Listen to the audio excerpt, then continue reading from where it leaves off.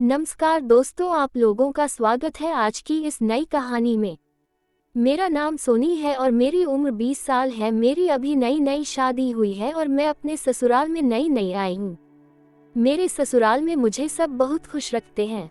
मेरे ससुराल में जिन जिन लोगों ने मुझे पहली बार देखा था उन सब लोगों को मैं बहुत पसंद आई थी। मैं देखने में बहुत ही सुंदर थी और मेरी शादी अच्छी तरह से सफल हो गई थी और मैं विदा होकर अपने ससुराल आ गई। वहाँ पर मेरे जेठ जी के 3 छोटे छोटे बच्चे थे जो कि बहुत ही प्यारे थे और अब मैं भी उनके साथ बहुत खुश रहती थी।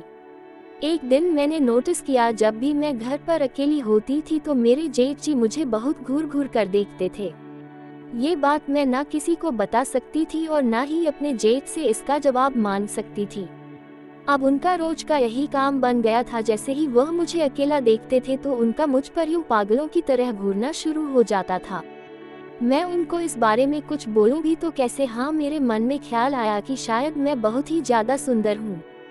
इसी वजह से मेरे जेठ जी ऐसा करते हैं, मुझे घूर घूर के देखते रहते हैं। अब मेरी शादी को लगभग 4 महीने बीत गए थे और मेरे पति फौरन चले गए थे। अब तो मेरे जेठ की हिम्मत और भी बढ़ गई थी। अब मेरे पति जो मेरे साथ नहीं थे, अब मैं अपने ससुराल में अकेली पड़ गई थी। मेरी जेठानी भी थी जिनके साथ में बात करके अपने दिन अच्छे से बीत रहे थे। एक दिन मेरी जेठानी के मायके से उनको कॉल आया कि उनके पापा की तबीयत बहुत ही ज्यादा खराब हो गई है। तो मेरी जेठानी अपने बच्चों को लेकर मायके चली गई। अब मैं इस पूरे घर में बिल्कुल अकेली हो गई थी। अब मुझे अपने पति के बिना एक एक पल काटना मुश्किल हो गया था।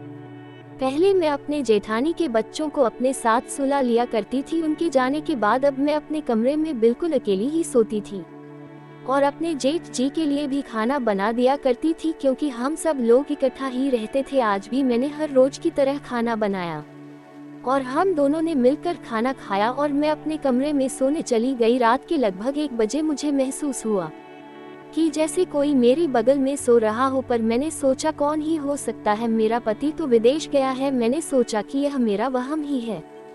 मैं काफी गहरी नींद में थी तो मैं उठ भी नहीं पाती थी। लगभग 3 दिन तक ऐसा ही चलता रहा। आज मैंने रोज की तरह खाना बनाया और खाकर अपने कमरे में सोने के चली गई। लगभग आधी रात को मुझे महसूस हुआ कि जैसे कोई फिर से मेरे बगल में सोया हो।